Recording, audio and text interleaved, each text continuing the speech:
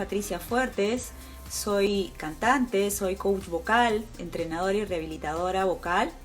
Esta semana salió prepublicado en el Journal of Voice, que es una revista científica sobre temas de la voz, un artículo muy interesante que está referido a lo que es el canto seguro, ¿no? Es un artículo que más que nada lo que hace es revisar información científica existente sobre el tema, justamente a raíz de toda esta circunstancia que está haciendo que justamente los cantantes, ¿no?, o las bandas no se puedan juntar para poder trabajar en virtud, digamos, a las prohibiciones en general que se están planteando por el tema de la pandemia. Una de las preocupaciones de este artículo era un poquito llegar a poder comprender que nuestra práctica esté basada en evidencia, ¿no? Tiene que ser un tema específicamente definido como un enfoque de salud, pero que integra no solo la investigación científica, sino también las preferencias, los valores de cada persona, ¿no?, y la experiencia clínica que hay en virtud a eso, ¿no? Entonces, ¿qué cosa es lo interesante de este artículo? Aparte de las cosas que ya todos conocemos, respecto del tema, ¿no? Lo que plantea como premisa fundamental es que no hay un consenso científico definido sobre los mecanismos en cómo se propaga el virus. Lo que se sabe es que es básicamente a través de la transmisión respiratoria, ¿no?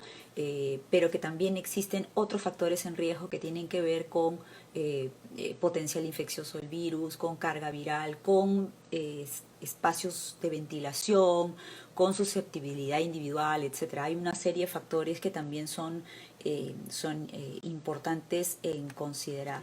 Señala pues que en el tema de la respiración evidentemente están vinculadas las partículas respiratorias, ¿no es cierto?, que se encuentran en pulmones y se encuentran en laringe y en cavidad oral. Entonces, ¿qué actos que nosotros realizamos son digamos, susceptibles de transmitir, ¿no?, de transmitir el virus?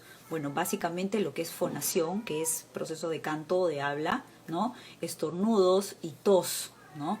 Y en el caso de que cuando nosotros, por ejemplo, hablemos o cantemos con mucha intensidad, pues hay muchísima mayor posibilidad de transmitir estas partículas respiratorias, ¿no?, y de transmitir obviamente la enfermedad. Hace un análisis también de cuáles son los tipos de fonación, digamos, más contagiosos, si se pueda llamar de alguna manera, ¿no? Entonces lo que plantea es que toda acto de habla o de canto que tenga que ver con susurro, por ejemplo, en donde exhalamos mayor cantidad de aire, es más susceptible de generar mayor aerosol y mayor partículas respiratorias, ¿no? Entonces es como que son tipos de fonación que constituyen o que tienen mayor riesgo de contagio, por ejemplo, ¿no? En cambio, dice, cuando uno canta más resonantemente, en donde el cantante tiene más control de su aire, es menos posible, o sea, hay un flujo de aire mucho menor y en teoría, plantea este artículo, porque todo esto es en teoría, dice, podría ser menos propenso, ¿no?, aquel cantante entrenado que maneja mejor su aire, menos propenso a transmitir en general enfermedades, no solamente estamos hablando del tema del COVID, ¿no? Hay distintos tipos, ¿no?, de canto, distintos géneros, distintos estilos. Entonces, es poco probable, dice, que se pueda determinar qué tipo de género o estilo puede eliminar por completo una carga de partículas respiratorias o una carga de aerosol. O sea, no hay certeza respecto de que hay algún tipo de canto específicamente pueda causar más o menos contagio. Y hay otros aspectos, por ejemplo, que parecen interesantes que plantea este artículo respecto a lo que es el tema de ventilación, ¿no? cuál es la asociación que hay entre la ventilación y los patrones de movimiento del aire, por ejemplo, que tienen mucho que ver con el tema del contagio, ¿no? Entonces, habla también de que existe fuerte evidencia de que la ventilación natural, o sea, los espacios abiertos son los espacios, entre comillas, más seguros. Obviamente. Otro aspecto que también se ha tratado mucho es el tema de cómo sanitizamos el aire, por ejemplo, los sistemas estos de esterilización del aire, cuando, por ejemplo, tenemos espacios donde hay una ventilación no adecuada, por ejemplo, ¿no? La famosa radiación ultravioleta que en algunos vehículos se está implementando, los sistemas de filtración, también podrían ser útiles. Pero lo que señala este artículo es que estas técnicas de filtración requieren de una experiencia significativa para su correcto funcionamiento y para que realmente sea eficaz, ¿no? En el caso, por ejemplo, de lo que es protección personal, las mascarillas, los lentes, lo que ha señalado es que efectivamente puede reducir la transmisión. En el caso de lo que es protección ocular, no está del todo claro, si bien se ha estado usando, pero más que nada en entornos de atención médica, no tanto en entornos comunitarios, por ejemplo, ¿no? Dice, el riesgo de carga viral en aerosol aumenta cuando hay congregación y canto durante largos periodos de tiempo, ¿no? Entonces, espacios cerrados, ¿no? Espacios en donde no hay una correcta ventilación, ¿no? Entonces, dice, a nivel práctico no es factible determinar si el tamaño de una sala o la capacidad de filtración de aire y el tiempo de renovación de este aire sean suficientes para mitigar algún tipo de riesgo. En el caso, por ejemplo, de estas salas, ¿no? Sobre todo las salas de grabación donde se están colocando esos escudos de plexiglas, por ejemplo, de estos plásticos, ¿no? Dice, si el plexiglas no está separado completamente entre dos personas en dos espacios aéreos distintos, separados, ¿no? Entonces estas dos personas están en realidad ocupando el mismo espacio aéreo, por lo cual el nivel del riesgo no disminuye. No se ha hecho estudios que determinen si estos escudos de plexiglas que hay, ya sea entre dos personas que están cantando juntas o entre profesor y alumno, por ejemplo, ¿no? Cantando sin máscaras, pueden o no reducir la transmisión del virus, ¿no? Lo que señala es que todas aquellas agrupaciones musicales tienen que considerar los factores de riesgo que existen, ¿no? Para el tema de la práctica juntos, ¿no? Más que nada para las comunidades, por ejemplo, que trabajan en canto coral o en grupos vocales en donde el contacto es cercano y tienen que cantar, digamos, cerca, ¿no? Juntos. Se considera oportuno e importante el uso de elementos de protección personal como mascarillas, por ejemplo, ¿no? Y da una serie de recomendaciones, ¿no?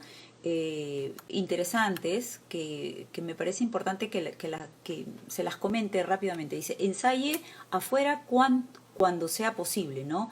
Y si tienen que ensayar dentro, pues abran ventanas y puertas y use estrategias de ventilación como ventiladores, por ejemplo, ¿no? Usar mascarillas de protección, que es importante, ¿no? Se puede ensayar obviamente solo, de forma remota también.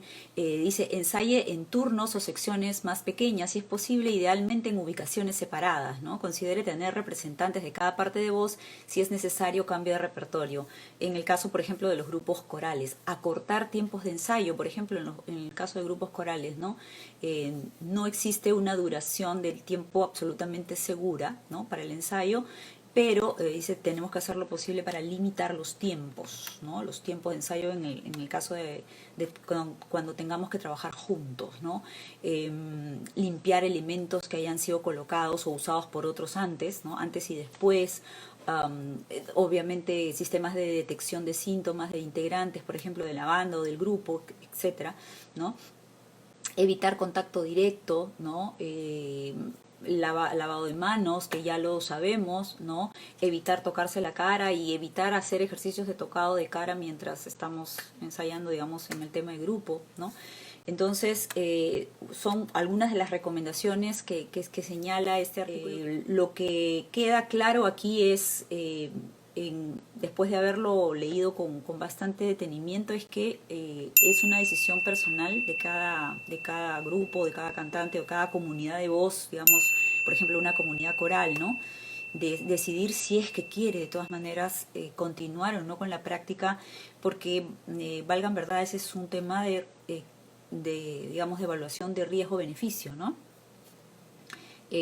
Porque definitivamente todavía no tenemos, digamos, a nivel científico ninguna evidencia de medios de transmisión, no tenemos ningún tipo de forma de poder asegurar qué actividades o cómo podríamos hacer o cantar juntos o estar juntos, digamos, practicando de manera segura. Eso todavía no existe, ¿no? Entonces, la evidencia que hay es muy poca, es evidencia también no muy confiable, porque inclusive muchas de ellas se han realizado en entornos de laboratorio, que no son entornos, digamos, más clínicos, en donde se hayan replicado condiciones más naturales, digamos, ¿no? Entonces tiene esas desventajas.